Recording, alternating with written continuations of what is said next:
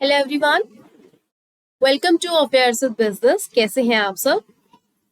I hope आप सभी बहुत अच्छे हैं और अच्छे तरीके से अपनी एग्जाम्स की तैयारी कर रहे हैं।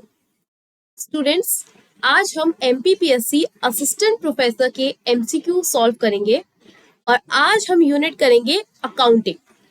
हम बहुत सारी यूनिट्स के पीवाईक्यूज ऑलरेडी कर चुके हैं और उन सभी के लिंक्स आपको डिस्क्रिप्शन बॉक्स में मिल जाएंगे। अभी तक हमने business economics, business management and HRM, financial management, income tax, इन सभी के एमसीक्यू सॉल्व कर लिए हैं। आज हम अकाउंटिंग के पीवाईक्यू सॉल्व करेंगे और आपके एग्जाम के लिए बहुत ही ज्यादा इंपॉर्टेंट है। एमपीपीएससी असिस्टेंट प्रोफेसर के एग्जामिनेशन हो या फिर एमपी सेट का एग्जामिनेशन, दोनों का सिलेबस बिल्कुल सेम है। तो ये सारे के सारे क्वेश्चंस, ये सारे के सारे पीवाईक्यूज आपके बहुत ज्यादा काम आने वाले हैं। इस लेक्चर में हम एमपीपीएससी असिस्टेंट प्रोफेसर के एमसीक्यू सॉल्व करेंगे और दूसरे लेक्चर में हम एमपी सेट के क्वेश्चंस को सॉल्व करेंगे। अकाउंटिंग यूनिट से आज हम पीवाईक्यूज कंप्लीट करने की कोशिश करेंगे, ठीक है?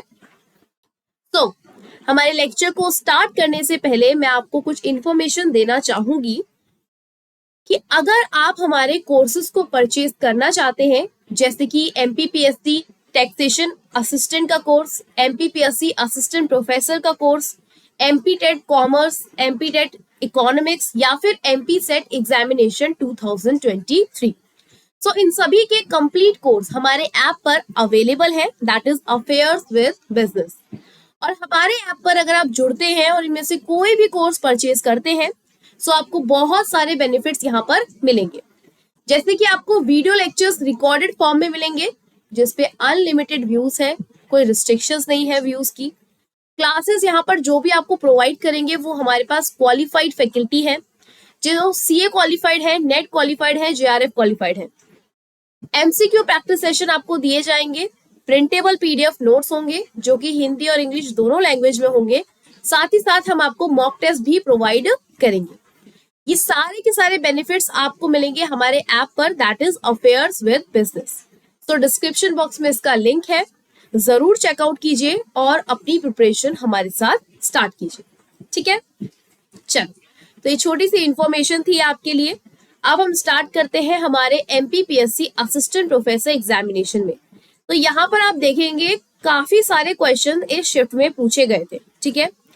ये वाला जो क्वेश्चन, ये जो क्वेश्चंस है, अराउंड 34 क्वेश्चंस हमारे पास हैं जो कि हम आज की सेशन में करने वाले हैं। कुछ क्वेश्चंस बहुत बेसिक है, कुछ थोड़े सॉल्व करने वाले क्वेश्चंस है, ठीक है? तो 34 क्वेश्चंस यहाँ पर है और कुछ क्वेश्चंस एमपी सेट के अंदर है। आई गेस उसमें भी हमारे पास 24 क्वेश्चंस है या फिर 26 समथिंग कुछ क्वेश्चंस है, अराउंड 25 से अबव है शायद। कुल मिला के आपके पास 60 क्वेश्चंस बन जाते हैं अगर आप अकाउंटिंग के पीवाईक्यू सॉल्व करते हैं, ठीक है? सो आइए साथ में हम इन क्वेश्चंस को सॉल्व करते हैं एक एक करके। एंड आई होप कि आप सभी को ये सेशन बहुत हेल्पफुल लग रहे होंगे और आपकी प्रिपरेशन में ये कुछ ना कुछ वैल्यू जरूर ऐड कर रहे हैं। Starting with our question number 1। तो क्वेश्चन नंबर 1 कहता है, if sales is rupees 8 lakh, अगर आपको सेल्स दे रखी है 8 लाख, कॉस्ट ऑफ सेल्स दे रखी है 4,80,000 और आपको इनडायरेक्ट एक्सपेंसेस दिए हुए हैं 1,20,000। आपसे पूछा है बताओ नेट प्रॉफिट रेशियो कितना होगा, ठीक है? सबसे पहले तो नेट प्रॉफिट रेशियो का फॉर्मूला क्या होता है भाई? Net profit upon net sales into 100, है ना? अब सेल्स तो हमारे पास दी है 8 लाख, 0 के फॉर्म में लिख देते हैं, 1 2 1 2 3 इंटू 100। और यहां पर हमें नेट सेल्स नेट प्रॉफिट निकालना होगा। तो नेट प्रॉफिट कैसे निकालेंगे आप? जितना भी आपका सेल्स है उसमें से जितना कॉस्ट लगा है और जितना आपके इनडायरेक्ट एक्सपेंसेस रहे हैं, है ना? तो सेल्स कितनी थी? 8 लाख, कॉस्ट कितनी लगी? 4,80,000 और इनडायरेक्ट एक्सपेंसेस कितने लगे? 1,20,000, ठीक है? अगर आप इन दोनों को ऐड करेंगे तो ये बनेगा आपका 6 लाख। तो 8 लाख माइनस 6 लाख, ये आएगा आपका 2 लाख। 2 लाख आ गया हमारा नेट प्रॉफिट। सारे जीरोस कैंसिल हो जाएंगे, ये हो गया 2 4 जा 8 और ये आ गया आपका 25%। ठीक है, तो भाई बहुत आसान था। अगर हमें फॉर्मूला पता हो तो देखो कितनी जल्दी हम अपना आंसर निकाल पाए। इसका आंसर है आपका ऑप्शन नंबर सी। ठीक है, तो ऐसे एग्जाम में क्वेश्चंस आते हैं, रेशियो से क्वेश्चन बनते हैं। रेशियो से आप क्वेश्चन तभी अच्छे से कर पाएंगे जब आपने इन क्वेश्चंस के फॉर्मूला को अच्छे से समझा है और उन्हें अच्छे से पढ़ा है। ठीक है, तो ये क्वेश्चन नेट प्रॉफिट रेशियो से था। नेक्स्ट क्वेश्चन है आइडियल करंट रेशियो कितना होता है। देखो यहां पर भी पहले आपको ध्यान होना चाहिए कि करंट रेशियो का फॉर्मूला क्या है। होता है current assets upon current liabilities, और यहां पर माना जाता है कि आपके करंट एसेट्स आपकी करंट लायबिलिटी के हमेशा दुगने होने चाहिए। मतलब आपका रेशियो यहां पर होना चाहिए 2:1। ये आइडियल रेशियो माना जाता है करंट रेशियो का, तो इसलिए आपका आंसर क्या होगा, ऑप्शन नंबर बी। नेक्स्ट में देखो क्या पूछा, आइडियल एसिड टेस्ट रेशियो। अगर आपको पता होगा तो एसिड टेस्ट रेशियो जो है ये दूसरा नाम होता है क्विक रेशियो का। ठीक है, लिक्विडिटी रेशियो में इसका फॉर्मूला होता है वही है, देखो current assets upon current liabilities, but current assets में आपके यहाँ पर इन्वेंट्रीज इंक्लूड नहीं होते, आपको इन्वेंट्री को यहाँ पर माइनस करना होता है। ठीक है, इसका आइडियल रेशियो बच्चों माना जाता है 1:1, इसलिए आपका आंसर क्या बनेगा, option number B. Next question आपके पास दे रखा है करंट एसेट्स और करंट लायबिलिटीज 2014 और 2015 की। पूछा है कि वर्किंग कैपिटल अगर डिक्रीज हो रही है तो कितने से डिक्रीज हो रही है। वर्किंग कैपिटल का फॉर्मूला होता है current assets minus current liability. अगर मैं 2014 की करंट एसेट्स निकालूं, वर्किंग कैपिटल निकालूं तो कितनी आएगी, 5 लाख माइनस 3,60,000। ठीक है, यानी कि 1,40,000। करेक्ट, इसको हम माइनस कर देंगे तो कितना आएगा, ये 40 और यहाँ पे बचेगा 4। 2015 की बात करें 3,20,000 है और 4 लाख आपकी करंट लायबिलिटी है। करंट लायबिलिटी ज्यादा है as compare to your current assets, तो यहाँ पर जब आप इसे माइनस करेंगे तो आएगा तो आंसर 80,000, लेकिन नेगेटिव में। ठीक है, अब हमसे पूछा है कि ये दोनों ईयर का जो वर्किंग कैपिटल निकला है इसके बीच का डिफरेंस क्या है। आप देख ही सकते हैं कि पहला हमारा वर्किंग कैपिटल 1,40,000 था, अब वो 80,000 हो गया, वो भी माइनस में। तो यानी कि हमारा वर्किंग कैपिटल डिक्रीज हुआ है। डिक्रीज हुआ है, कितने से डिक्रीज हुआ है, डिफरेंस निकालो इनका, 1,40,000 माइनस का 80,000, यानी कि दोनों को ऐड करना पड़ेगा, माइनस माइनस प्लस, तो 1,40,000 और आपका 80,000 कितना आ जाएगा, ये 2,20,000। तो इतने से जो है आपका वर्किंग कैपिटल डिक्रीज हो रहा है, ऑप्शन नंबर बी। ठीक है, next question, working capital of previous year and current year are 50,000 and 60,000।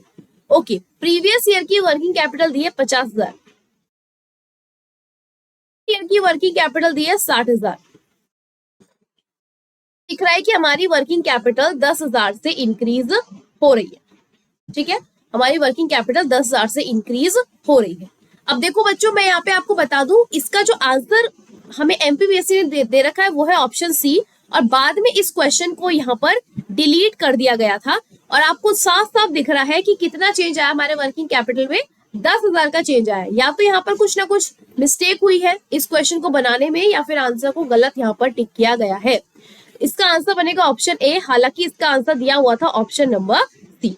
तो जैसे मैं आपको यहाँ पर जब आंसर शीट प्रोवाइड करूंगी, मतलब जब आपको पीडीएफ दूंगी, तो प्लीज बच्चों इसका ध्यान रखना, इसका आंसर 5th का सी नहीं होगा, 5th का ए होगा। 5th क्वेश्चन था ना ये, हाँ 5th का ए होगा। ठीक है, तो भले ही देखो यहाँ पर लिखा है 5th का सी, लेकिन आप लोगों को मैं लेक्चर के दौरान बता रही हूँ कि ये ऑप्शन का आंसर ए होगा, तो प्लीज कंफ्यूज बिल्कुल मत होइएगा पीडीएफ को देखकर। ठीक है, चलो नेक्स्ट क्वेश्चन, क्वेश्चन 6 है, करंट रेशियो दिया है ये, वर्किंग कैपिटल दी है इतना और स्टॉक दे रखा है इतना। पूछा है एसिड टेस्ट रेशियो क्या होगा। पहले तो करंट रेशियो देखते हैं, current assets upon current liability, यानी कि 1.75 upon 1 equals to current assets upon current liability. Cross multiply कर दूंगी तो कह सकते हैं कि 1.75 बराबर है मेरे करंट एसेट्स के। दूसरी इंफॉर्मेशन दे रखी है मुझे, working capital current assets minus current liability होता है, और मेरे पास वर्किंग कैपिटल दी है 1,12,500। करंट एसेट्स की वैल्यू मैं यहां से पुट कर सकती हूँ 1.75 CL माइनस CL। ठीक है, सॉल्व करेंगे इसको तो आएगी 1,12,500 इक्वल्स टू 0.75 CL। CL आएगा आपका 1,12,500 अपॉन 0.75। इसे आप सॉल्व कर लीजिए, ये आएगा आपका, सॉल्व करेगा इसको 15 5 75,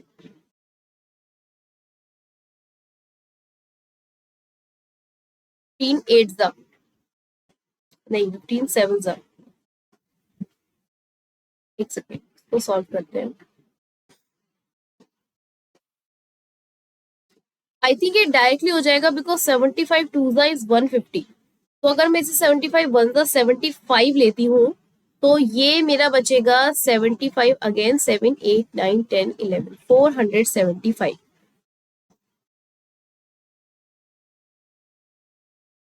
ये 1 और फिर 5 5 25 35 35। ठीक है, सही है, इसे हम कैंसिल कर सकते हैं। 75 1 देन 5 0 0 और फिर 2 0 यहां से आ जाएंगे, तो CL आ जाएगा मेरा 1.5 लाख। ठीक है, अब CL की वैल्यू मुझे पता चल गई तो इसको मल्टीप्लाई करेंगे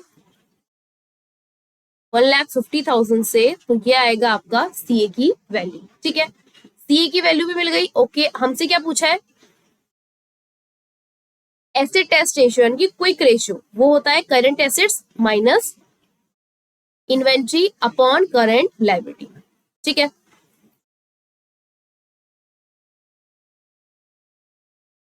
इसे आप सॉल्व करेंगे, ये आएगा 262500, क्योंकि यहाँ पे 0.75 उससे 2 0 कैंसिल हो जाएंगे। ठीक है, अब 262500 माइनस इन्वेंट्री थी 82,500, करंट लायबिलिटी है 1.5 लाख। ठीक है, तो ये आ जाएगा, सॉल्व कर लो इसे, 82,500 इतना, और ये 1.5 लाख, सारे जीरो कैंसिल, 3 5 15 3 6 18। ठीक है, तो ये कितना है 6/5, तो 5 1 1.2, ये आएगा आपका 1.2 रेशियो 1। ओके, देखो कंफ्यूज मत होना, पहले हमने करंट रेशियो की हेल्प से हमारा करंट एसेट्स का एक सिचुएशन बनाया, इक्वेशन बनाई, फिर हमने वर्किंग कैपिटल की हेल्प से हमारी करंट एसेट्स की जगह हमने इस इक्वेशन को पुट किया और हमारी करंट लायबिलिटीज की वैल्यू निकल गई। इस वैल्यू को यहां पुट किया तो करंट एसेट्स मिल गए। फॉर्मूला में सारी की सारी वैल्यू सेट करेंगे तो हमें इजीली अपना आंसर मिल जाएगा। ठीक है, बहुत ही इजी क्वेश्चन था, थोड़ा सा अगर आपने फॉर्मूलाज को अच्छे से पढ़ा है, याद किया है, समझा है, तो आपको इस क्वेश्चन में कहीं भी दिक्कत नहीं आएगी। नेक्स्ट क्वेश्चन में पढ़ते हैं, dash budget is prepared before production budget. Dash budget उत्पादन बजट से पहले तैयार किया जाता है। देखो, प्रोडक्शन बजट में क्या होता है कि क्या क्या प्रोड्यूस होगा। अब कैसे डिसाइड करेंगे कि क्या क्या प्रोड्यूस होगा, कैसे डिसाइड होगा कि कितना प्रोड्यूस होगा, जब आप अपने पिछले साल के एनालिसिस को देखेंगे। तो प्रोडक्शन बजट बनाने से पहले आप एक बार सेल्स बजट बनाते हैं कि हमें इस साल कितना % अपनी सेल करनी है। जितना % आपका सेल का टारगेट रहेगा उसके अकॉर्डिंग ही आप अपना प्रोडक्शन करेंगे। सो बिफोर प्रोडक्शन बजट आपका क्या कौन सा बजट बनता है, सेल्स बजट। मास्टर बजट जो सारे बजट का बाप होता है एक तरीके से, उसे कहा जाता है आपका मास्टर बजट। ठीक है, इसका आंसर है आपका option number A. Next question, PV ratio. PV ratio क्या होता है आपका, profit volume ratio. Profit volume ratio, इसका फॉर्मूला होता है आपका sales minus variable cost upon sales into 100, या फिर आप कह सकते हैं कंट्रीब्यूशन अपॉन सेल्स इंटू 100। कौन सा फॉर्मूला मैच हो रहा है, ये फॉर्मूला मैच हो रहा है, इसका आंसर है ऑप्शन सी। ठीक है, which of the following is incorrect for material variances, material variances में से के लिए निम्नलिखित में से क्या चीज गलत है। देखो पहला है आपका MCV,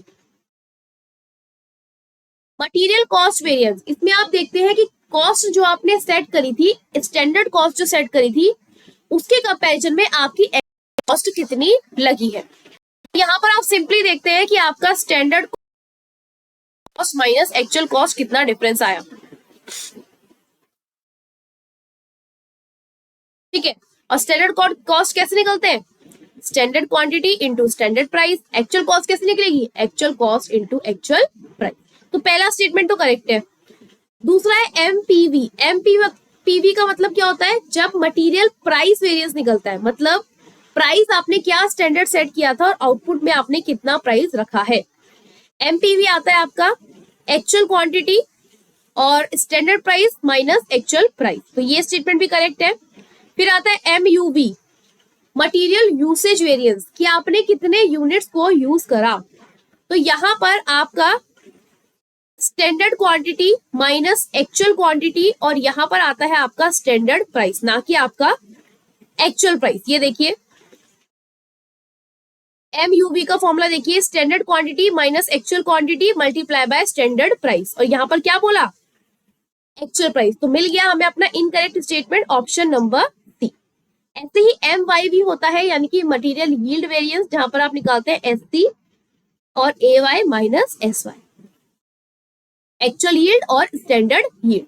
तो यहाँ पर आपका करेक्ट आंसर है ऑप्शन नंबर सी। और यहाँ पर मैंने इन सभी का एक्सप्लेनेशन आपको यहाँ पे ऐड करके दिया हुआ है, आप इसे रीड कर सकते हैं। बेसिक सा क्वेश्चन है, मटेरियल कॉस्ट वेरिएंस बताता है कि स्टैंडर्ड कॉस्ट और एक्चुअल कॉस्ट में क्यों वेरिएंस आया, क्या कारण था।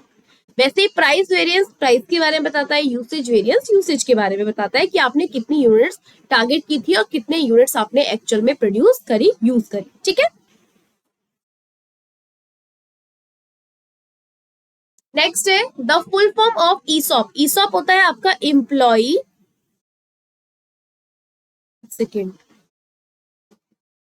Employee stock option plan. पर क्वेश्चन 10 क्या मार्क्ड है, बी है, बी होना चाहिए। देखो ये क्वेश्चन सही कर लेना प्लीज, 10 का यहाँ पे सी मार्क्ड है गलती से, बट बी आएगा। ESOP का फुल फॉर्म में एम्प्लॉय स्टॉक ऑप्शन प्लान आता है। क्या आता है, स्टॉक ऑप्शन प्लान। क्या होता है ये एम्प्लॉय स्टॉक प्लान, एक तरीके का ऐसा सिचुएशन है जो कंपनी अपने एम्प्लॉय को ऑफर करती है कि वो आपके शेयर्स को सब्सक्राइब करें, लेकिन लोअर प्राइस में देन मार्केट, मार्केट से कम प्राइस में आपके शेयर को सब्सक्राइब करके वो आपके कंपनी के ओनर बन सकते हैं। इसे कहा जाता है एम्प्लॉय स्टॉक ऑप्शन प्लान। ठीक है, अकाउंटिंग स्टैंडर्ड 19 AS19 किससे रिलेटेड होता है, देखो AS19 आपका लीज से रिलेटेड होता है। डिसकंटिन्यूड बिजनेस आपका आता है AS24, इंटेंजिबल एसेट आता है आपका AS26, EPS earning per share आता है अकाउंटिंग स्टैंडर्ड 20, और लीज आता है अकाउंटिंग स्टैंडर्ड 90। तो इसका आंसर है ऑप्शन नंबर ए। शेयर अलॉटमेंट अकाउंट क्या होता है, शेयर अलॉटमेंट अकाउंट का मतलब होता है कि आपने किस पर्सन को कितने नंबर ऑफ शेयर्स अलॉट किए हैं, किस पर्टिकुलर पर्सन को आपने कितने नंबर ऑफ शेयर्स अलॉट किए हैं, ये बताना, ये कहलाता है आपका शेयर अलॉटमेंट। और जब आप इसका अकाउंट प्रिपेयर करते हैं तो इसमें क्योंकि अलग अलग पर्सन है, राम है एक ओनर, एक श्याम है, एक राधा है, एक सीता है ना, तो इस तरह से अलग अलग पर्सन है। तो इन अलग अलग पर्सन का जो अकाउंट बनता है बच्चों, वो होता है आपका पर्सनल अकाउंट। ठीक है, कैसा अकाउंट बनता है आपका, पर्सनल अकाउंट। शेयर अलॉटमेंट खाता क्या है, शेयर अलॉटमेंट खाता क्या व्यक्तिगत खाता है, क्या आपका वास्तविक खाता है, या अव्यक्तिगत खाता है, या नॉमिनल खाता है। तो भाई ये है आपका पर्सनल खाता, यानी कि व्यक्तिगत खाता। ठीक है, नेक्स्ट है ABC analysis is the popular technique of, देखो ABC एनालिसिस ये है आपकी इन्वेंट्री मैनेजमेंट की टेक्निक, इन्वेंट्री कंट्रोल की टेक्निक, जहां पर आप इंपॉर्टेंस के आधार पर कैटेगराइजेशन करते हैं किसी भी रॉ मटेरियल का, किसी भी गुड्स का, फिर उसको उसी के अकॉर्डिंग आप यूज करते हैं, that is ABC analysis. Option number A, inventory control का ये क्या है, टेक्निक है। Chi square test, F test, ये हम बिजनेस टेस्ट में पढ़ चुके हैं। मोनोप्सनी हमने इकोनॉमिक्स में पढ़ी है। मोनोप्सनी का मतलब क्या होता है, जहां पर सिंगल बायर होता है।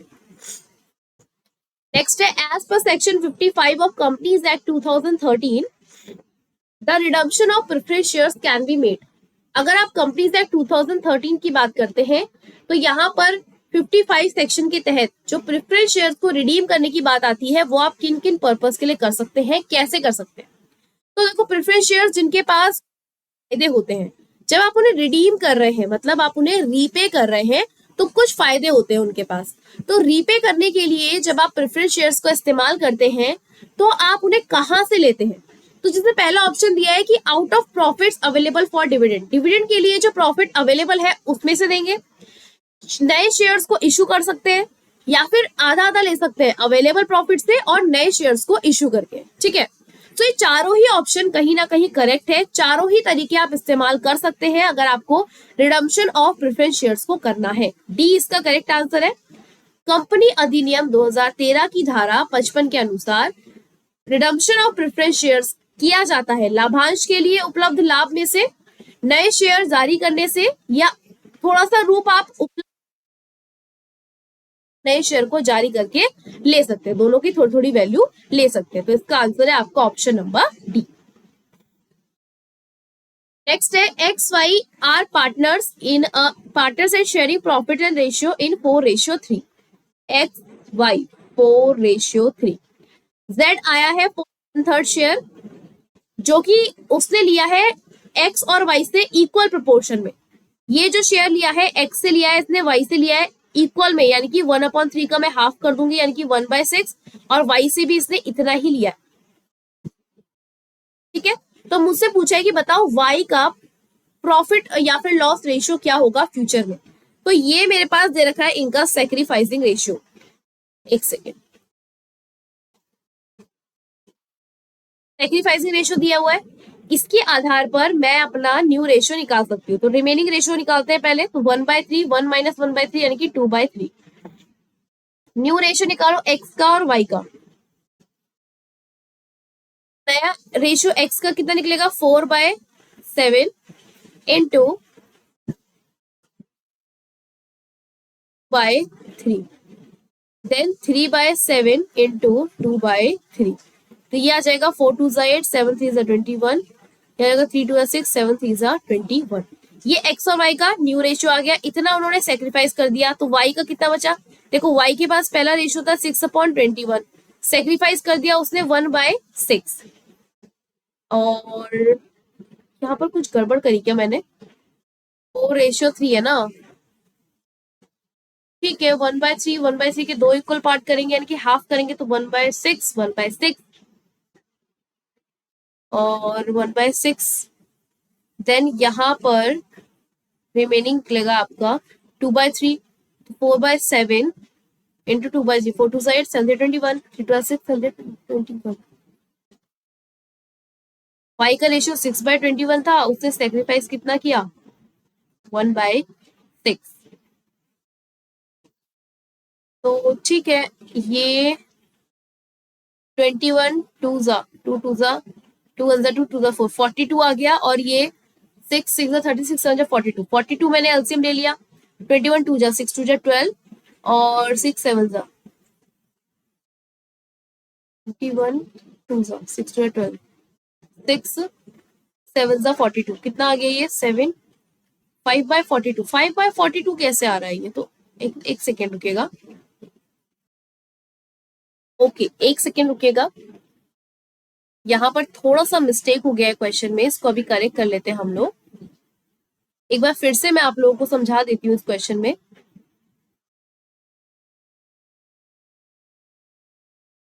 देखिए, सबसे पहले हमारे पास दो पार्टनर है X/Y, इनका रेशियो है 4:3। Z आया है 1/3 शेयर के लिए, जो कि इसने एक्वायर किया है X और Y से हाफ हाफ, यानी कि 1/6 X ने सेक्रीफाइस किया, 1/6 Y ने सेक्रीफाइस किया। तो जब हम बात करते हैं Y के न्यू रेशियो की, तो देखो Y ने ऑलरेडी 3/7 उसके खुद के पास था, जिसमें से 1/6 वो सेक्रीफाइस कर रहा है। यानी कि अब अगर फ्यूचर में वो अपना कोई भी रेशियो देखेगा तो वो क्या देखेगा, कि कितना मैंने सैक्रिफाइस किया, उसके बाद मेरा कितना रेशियो बनता है। तो 3/7 माइनस 1/6 यानी कि 42, 7 6 42, 6 3 18, 6 7 42, 7 1 7, तो तब आएगा ये आपका आंसर 11/42, ऑप्शन नंबर ए। ठीक है, थोड़ी सी गलती हम कर रहे थे कि हम पहले न्यू रेशियो निकालते हैं, हमें न्यू रेशियो निकालने की जरूरत ही नहीं है, क्योंकि हम यहाँ पे डायरेक्टली क्या कर सकते हैं, इसको माइनस करके इसका रेशियो बता सकते हैं। ठीक है, सो ये था क्वेश्चन एंड आई होप कि आपको समझ आया। सॉरी फॉर द कंफ्यूजन, छोटा सा कंफ्यूजन हो गया था, बट बहुत ही बेसिक क्वेश्चन यहाँ पर ये था। नेक्स्ट क्वेश्चन की बात करते हैं, break even point. Break even point क्या होता है? ब्रेक इवन पॉइंट वो सिचुएशन होती है जिस पॉइंट पे ना ही हमारा कोई प्रॉफिट होता है और ना ही हमारा कोई लॉस होता है। तो ये सिचुएशन आती है आपकी नो प्रॉफिट नो लॉस की। तो ब्रेक इवन पॉइंट क्या होता है? एक ऐसा लेवल प्रोडक्शन है जहां पर आपका total revenue total expenses of the company are equal. Total revenue equals to total expenses. कोई आप एक्स्ट्रा पैसा नहीं कमा रहे हैं, कोई एक्स्ट्रा खर्चा नहीं कर रहे हैं, आप इक्विलिब्रियम लेवल पर है। हैं तो फॉर्मूला निकल के आता है fix cost upon sales, selling price per unit minus variable cost per unit, या फिर आप कर सकते हैं fix cost upon contribution per unit. ठीक है, अलग अलग फॉर्मूला है, इस तरीके से भी निकाल सकते हैं। ये इसके कुछ यूजेस हैं जिन्हें आप अपनी तरफ से जरूर पढ़िएगा। नेक्स्ट क्वेश्चन है, accounting standards in India issued by. Bharat में लेखा मानक जो है वो कौन जारी करता है? तो आपको पता है कॉमर्स की जो सबसे हायर अथॉरिटी है that is ICAI, the institute of chartered accountants of India, यही हमारे अकाउंटिंग स्टैंडर्ड्स को इशू करती है। ठीक है, नेक्स्ट क्वेश्चन है, if original cost of a machine is 1,26,000 और उसकी स्क्रैप वैल्यू है 6,000, तो आपको ये बताना है कि इसका अमाउंट ऑफ डेप्रिसिएशन क्या होगा सेकेंड ईयर में बाय यूजिंग WDV मेथड। देखो, अब इस क्वेश्चन में क्या कर रही है, ये क्वेश्चन भी डिलीट करवा दिया गया था, क्योंकि इस क्वेश्चन में ना ही आपको कोई यूजफुल लाइफ दे रखी है एसेट की, ठीक है, कि इतने टाइम तक आपका एसेट चला होगा, ना ही यहाँ पे कोई इंटरेस्ट का परसेंटेज दे रखा है, सॉरी डेप्रिसिएशन का परसेंटेज दे रखा है। तो ये क्वेश्चन कहीं ना कहीं अपने आप में एक अधूरा क्वेश्चन है। ठीक है, जिसकी वजह से हम यहाँ पर इस क्वेश्चन को पूरा नहीं कर सकते। तो अगर आप लेते भी है कि ठीक है 1,20,000 मेरे पास किसी एसेट की वैल्यू है, और मैं मान रही हूँ कि मेरा 10% क्या है, 10% यहाँ पर डेप्रिसिएशन है, मैंने मान लिया। ठीक है, तो ये कितना हो जाएगा, 12,000 इसमें से लेस कर देंगे, ये आ जाएगा आपका 8 है ना, और ये आएगा आपका 1,08,000। और आपको सेकेंड ईयर का डेप्रिसिएशन आप ले लेंगे 10,800, क्योंकि इसका अगेन 10% है। ठीक है, हमसे यही पूछा है सेकेंड ईयर का डेप्रिसिएशन, तो आप कह सकते हैं कि ऑप्शन ए। अब ये 1,20,000 कैसे आएगा? 1,20,000 ये जो वैल्यू है ये कैसे आएगी कि हम इस पे 10% डेप्रिसिएशन कैसे लगाएंगे, जब मुझे पता होगा कि मेरा पहले साल का डेप्रिसिएशन 12,000 रुपए है। तो यहाँ पे कोई भी इंफॉर्मेशन कंप्लीट नहीं दी है और इस क्वेश्चन को MPPSC द्वारा भी डिलीट कर दिया गया था, इसीलिए हम इस क्वेश्चन को ऐसा ही मानेंगे। और इसका आंसर मैं वैसे बता देती हूँ, ए है 10,800। वो भी कैसे, जब हम इस क्वेश्चन को कंप्लीट मानते हैं कि हमारे पास एटलीस्ट 12,000 का डेप्रिसिएशन दिया हुआ होगा। नेक्स्ट है, interest on loan will be allowed to partners where there is no express agreement between partners to this effect and also partnership deed does not have any provision regarding this. Interest on loan हम किसी partner को जब provide करते हैं जहां पर हमारे पास कोई एग्रीमेंट नहीं होता, तो वो दिया जाता है 6% पर एनम। आपको पता है अगर पार्टनर्स के बीच में कोई एग्रीमेंट नहीं बना, कोई पार्टनरशिप डीड नहीं बनी है, तो प्रॉफिट को या तो इक्वल बांट लेते हैं। ठीक है, आपस में कोई भी सैलरी का डिस्ट्रीब्यूशन नहीं होता, कोई भी अमाउंट का डिस्ट्रीब्यूशन नहीं होता, लेकिन इंटरेस्ट चार्ज किया जाता है 6% पर एनम, है ना, इंटरेस्ट ऑन कैपिटल नहीं दिया जाता। ये सारी की सारी चीजें होती हैं अगर आपका पार्टनरशिप एग्रीमेंट अवेलेबल नहीं है। तो यहाँ पर आपसे सिर्फ ये पूछा है कि अगर आपने इंटरेस्ट दिया हुआ है लोन दिया हुआ है पार्टनर्स को, तो उस पर इंटरेस्ट कितना चार्ज करेंगे, तो वो होता है आपका 6% पर एनम। ठीक है, नेक्स्ट कैलकुलेट BEP। तो BEP कैलकुलेट करना है। BEP का फॉर्मूला होता है fix cost upon selling price per unit minus variable cost per unit. Fix cost दिया हुआ है आपका 14,000 और सेलिंग प्राइस पर यूनिट आपको दिया है 15 रुपए, वेरिएबल कॉस्ट 8 रुपए। सॉल्व करेंगे आप इसे 14,000 अपॉन 7, बच्चों ये 75 नहीं है, हाँ 15 है।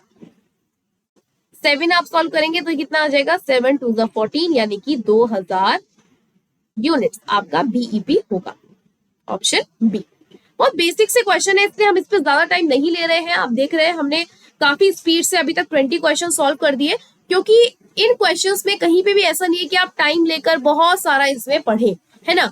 अपने एंड से जरूर इस यूनिट का रिवीजन कीजिएगा और इन कॉन्सेप्ट्स को जरूर क्लियर कीजिएगा अपने। Next question, out of the following a new partner could be admitted in a partnership with the consent of.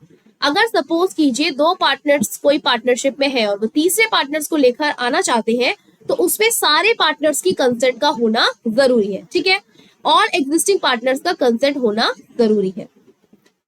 Underwriting commission is classified as, देखो अंडरराइटिंग कमीशन आपका कैपिटल लॉस की तरह ट्रीट किया जाता है कंपनी के लिए, ठीक है। इसे आप बैलेंस शीट की एसेट साइड में शो करते हैं मिसलिनियस एक्सपेंडिचर के अंदर। ये ऐसे खर्चे होते हैं जो अभी आपने कर दिए लेकिन फ्यूचर में आपको देते हैं, लेकिन हम इन्हें क्लासिफिकेशन जब करते हैं तो उसे हम कैपिटल लॉस के अंदर शो करते हैं, ठीक है। Long term solvency is indicated by, देखो लॉन्ग टर्म सॉल्वेंसी हम शो करते हैं हमारे डेट इक्विटी रेशियो से, लेकिन आपको ये पढ़ना जरूरी है कि हमारे पास कितने सारे रेशियोज होते हैं।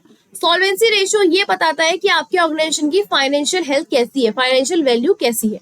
तो सॉल्वेंसी रेशियो आपको बताता है जैसे कि नेट इनकम और शॉर्ट टर्म लायबिलिटीज, इनको ऐड करके बनता है। फिर आता है आपका डेट टू इक्विटी रेशियो, जिसमें आता है आपका total liabilities upon share holders equity, debt to capital ratio, debt to asset ratio, financial leverage and interest coverage. ये सब आपके सॉल्वेंसी रेशियो के अंदर आते हैं। तो यहाँ पर आएगा आपका debt equity ratio, option number B, ये लॉन्ग टर्म रेशियो सॉल्वेंसी को सॉल्व करता है। कैश इक्विवेलेंट का मतलब होता है आपका cash at bank, cash in hand, या फिर आपकी कोई भी मार्केटेबल सिक्योरिटीज आपके कैश इक्विवेलेंट के अंदर आती है ना। तो यहाँ पर हाईली लिक्विड इन्वेस्टमेंट को आप कैश इक्विवेलेंट के अंदर लेकर आते हैं, that is option number D, okay.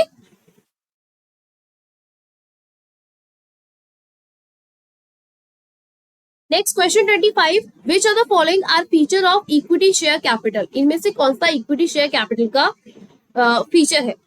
Dividend is paid only if the company has earn profit, equity share capital में हम प्रॉफिट को सिर्फ तभी देते हैं, सॉरी हम डिविडेंड को सिर्फ तभी देते हैं जब कंपनी ने कोई प्रॉफिट अर्न किया है, बिल्कुल करेक्ट है statement. Dividend become payable only if such payment has been recommended by board of directors and pass by the annual general meeting of the company. कह रहा है कि डिविडेंड को हम तभी पे करेंगे जब हमारी ये सारी की सारी इंफॉर्मेशन, ये सारी की सारी बातचीत बोर्ड ऑफ डायरेक्टर्स के बीच में हो चुकी है और एनुअल जनरल मीटिंग में इसको पास कर दिया गया है। बिल्कुल ये स्टेटमेंट भी करेक्ट है। इक्विटी शेयर होल्डर्स जो होते हैं उनको ऐसे ही होता है पेमेंट, लेकिन प्रेफरेंस शेयर होल्डर्स को प्रेफरेंस दी जाती है, उनका फिक्स्ड होता है, उनको फिक्स्ड अपना जो डिविडेंड है वो मिलता ही मिलता है। नेक्स्ट सी ऑप्शन में लिखा है both dividend is payable only if company has earned profit and it become payable only if such payment has been recommended by board of director and passed by the annual general meetup of the company। ये भी बिल्कुल correct है। तो यहाँ पर actual में C option correct होगा जिसमें ए और बी दोनों की बातें लिखी गई है। तो यहाँ पे हमें मार्क करना होगा हमारा question number option number C, ठीक है। नेक्स्ट है a group items in ABC of inventory control are, देखो तीन आइटम्स है आपके पास ए बी सी। ए में एक्सपेंसिव इन्वेंट्री, ठीक है, जिसमें आपका कंट्रोल बहुत ज्यादा रिक्वायर्ड होता है। बी में आते हैं आपके मॉडरेट वैल्यू, जिसमें आपका मॉडरेट कंट्रोल रिक्वायर होता है, और सी में आते हैं आपकी लो कॉस्ट इन्वेंट्री। तो देखो ए में कौन सी आएगी, जिसमें आपने ज्यादा इन्वेस्टमेंट करी है, ठीक है, ज्यादा इन्वेस्टमेंट करी है वो आएगी ए में। जिसमें आपने मॉडरेट इन्वेस्टमेंट करी है वो आएगी बी में, और जिसमें आपने बहुत कम इन्वेस्टमेंट करी है वो आएगी आपकी सी में। So small number of items with large rupee investment, बिल्कुल ये आएगी आपके ए में। लार्ज नंबर ऑफ आइटम्स, बहुत सारे आइटम्स से और बहुत ज्यादा इन्वेस्टमेंट करिए, ये नहीं आएगा। बहुत ज्यादा आइटम्स से और बहुत कम मनी इन्वेस्ट किया है, ये आपका सी में आएगा। और बहुत ही हाईली क्वालिटी आइटम्स है तो ये इसकी बात नहीं करता, ये सिर्फ और सिर्फ यहाँ पर आइटम्स के इन्वेस्टमेंट की बात करता है कि आपने कितनी इन्वेस्टमेंट यहाँ पर करी है। तो इसका आंसर है बच्चों option number A. Next question number 27. Under Garner versus Murray rule, in the event of dissolution of partnership, solvent partner will have to share the deficiency of insolvent partner in. कह रहा है Garner versus मुरे rule जब हम पढ़ते हैं तो उसमें जब आपने पार्टनरशिप को डिसोल्यूशन होते हुए पढ़ा होगा तो वहां पर केस ये था कि कुछ पार्टनर सॉल्वेंट थे, कुछ पार्टनर इंसॉल्वेंट थे, तो इंसॉल्वेंट पार्टनर का जो हर्जाना है वो सॉल्वेंट पार्टनर को भुगतना होगा। लेकिन किस रेशियो में क्या जजमेंट निकल के आया था? एडजस्टेड कैपिटल रेशियो में आप इसको क्या करेंगे? पूरा करेंगे। कितने, कौन से रेशियो में? एडजस्टेड कैपिटल रेशियो में। That is option number B. Next, Which of the following accounting principles differentiates between owner and management? Owner और मैनेजमेंट के बीच में कौन डिफरेंशिएट करता है? देखो, बिजनेस एंटिटी कंसेप्ट बोलता है कि ओनर अलग है और मैनेजमेंट अलग है। गोइंग कंसर्न कहता है कि हम ये मान के चलते हैं कि हमारा बिजनेस लॉन्ग टर्म तक चलेगा। ड्यूअल एस्पेक्ट कहता है कि every debit has a credit, her debit का एक ना एक क्रेडिट साइड होता है, यानी कि कोई भी ट्रांजेक्शन दो लेवल पर इफेक्ट करती है। तो यहाँ पर ऑप्शन ए आपका करेक्ट आंसर होगा। ठीक है, business entity concept. Next question, question number 29, current ratio is. Current ratio क्या होता है भाई? आपको पता है, current assets upon current liability. Current assets current liability कहाँ शो करते हो? क्या इनकम रेशियो में शो करते हो, कंबाइंड रेशियो, या पीएनएल में शो करते हो? मैम, बैलेंस शीट में हम अपने करंट रेशियो यानी कि करंट एसेट्स और करंट लायबिलिटी को शो करते हैं। तो ये आएगा आपका बैलेंस शीट। ठीक है, इसका आंसर है option number A. Next, the dividend payout ratio can be determined by dividing DPS upon, ये मैंने आपको शायद फाइनेंस में भी कराया question, DPS upon EPS. Question 31, कौन सा रेशियो जो है प्रॉफिट एनालिसिस का नहीं है, प्रॉफिटेबिलिटी एनालिसिस का नहीं है? देखो, हमारे पास प्रॉफिटेबिलिटी रेशियो होते हैं, सॉल्वेंसी रेशियो होते हैं, लिक्विडिटी रेशियो होते हैं, टर्नओवर रेशियो होते हैं, अर्निंग रेशियो होते हैं। प्रॉफिटेबिलिटी रेशियो में आता है जैसे आपका gross profit ratio, net profit ratio, operating profit, return on capital employed. जब आप सॉल्वेंसी रेशियो को पढ़ते हैं वहां आता है आपका interest coverage ratio, debt equity ratio.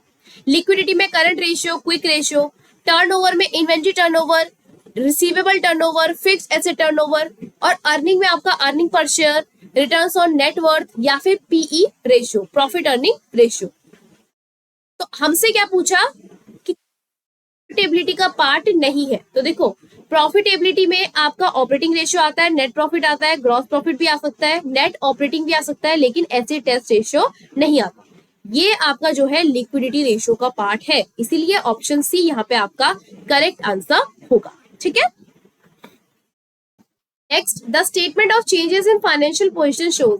देखो, इसका आंसर भी जो है डिलीट करवा दिया गया था ये क्वेश्चन, हालांकि इसका आंसर ऑप्शन ए दिया गया है, sources and uses of fund. कि किसी भी ऑर्गेनाइजेशन की फाइनेंशियल पोजीशन में जो चेंजेस आते हैं वो किससे पता चलते हैं? कि कितना पैसा आया और उस पैसे को आपने कहाँ कहाँ यूज किया। तो statement of changes in financial position ये हम फंड फ्लो स्टेटमेंट के अंदर पढ़ते हैं, जहां पर हम sources and uses of funds को शो करते हैं। इसका करेक्ट आंसर है आपका ऑप्शन नंबर ए। वैसे ही क्वेश्चन को एमपीपीएससी ने डिलीट करवा दिया गया था। Okay, question 33, after the reissue of forfeited shares, जिन शेयर्स को हम जब्त कर लेते हैं उनको जब दोबारा से रीइश्यू किया जाता है तो जो बैलेंस होता है शेयर फोर्फिट अकाउंट का, उसे हम कहाँ ट्रांसफर करते हैं? तो जो भी इसका बैलेंस होता है बच्चों, वो आपका ट्रांसफर होता है कैपिटल रिजर्व अकाउंट में। ठीक है, कौन से अकाउंट में? Capital reserve account. बहुत बेसिक क्वेश्चन हमसे यहाँ पर पूछे गए हैं। ठीक है, अभी तक हमने जितने भी क्वेश्चन करे बच्चों, कोई भी ऐसा क्वेश्चन नहीं था जो टफ था, कोई भी क्वेश्चन ऐसा नहीं था जो हमें लगे कि ये कहां से पूछ लिया। बेसिक क्वेश्चंस अभी तक हमसे पूछे गए हैं और ऐसे ही क्वेश्चंस हमसे एमपी सेट में भी पूछे गए हैं, जो कि हम नेक्स्ट लेक्चर में सॉल्व करेंगे। तो आज के सेशन का ये लास्ट क्वेश्चन है हमारे पास, 34 question. Which one of the following is not a method of valuation of shares? तो वैल्यूएशन ऑफ शेयर कौन सा मेथड नहीं है? देखो, एसेट वैल्यूएशन, यील्ड वैल्यूएशन दोनों ही हम यूज करते हैं for valuation of shares, but super profit method हमारा गुडविल के लिए यूज होता है, इसलिए हमारा करेक्ट आंसर है ऑप्शन नंबर सी। ठीक है, तो यहाँ पर ये सेशन कंप्लीट होता है जिसमें हमने अराउंड 34 क्वेश्चंस को सॉल्व किया है। एक छोटी सी रिक्वेस्ट आप सभी से करूँ कि प्लीज जो भी मैंने आंसर आप लोगों को करेक्ट कराए हैं यहाँ पर, उन्हें आप बिल्कुल ठीक कर लीजिएगा। जो डाउट है, 5th का सी यहाँ पे करेक्ट करवाया मैंने और 10th का सी यहाँ पे करेक्ट करवाया था, इनको एक बार करेक्ट कर लीजिएगा। 5th का आई गेस जो आंसर था, 5th का आंसर था ए और 10th का आंसर भी कितना था? 10th का आंसर था बी, है ना? तो इसे करेक्ट कर लेना। 5th का आंसर था ए, 10th का आंसर था बी। ठीक है, तो जो भी स्टूडेंट्स ने लेक्चर देखा है मैं उन्हें रिक्वेस्ट करूंगी प्लीज इन गलतियों को सुधार लेना, ये जो छोटी सी मिस्टेक हो रखी है इसे करेक्ट कर लेना। बाकी कोर्सेज आप सभी को पता है हमारे ऐप पर अवेलेबल है, जो आप हमारे डिस्क्रिप्शन बॉक्स में दिए गए लिंक के थ्रू एक्सेस कर सकते हैं। ठीक है, तो ये था आज का सेशन, हमने एमपीपीएससी के क्वेश्चन सॉल्व करे हैं। नेक्स्ट सेशन में हम एमपी सेट के क्वेश्चंस को सॉल्व करेंगे। ठीक है, so that's all for today, I will see you in the next video, till then keep studying and keep revising. Bye students, take care of yourselves, bye bye.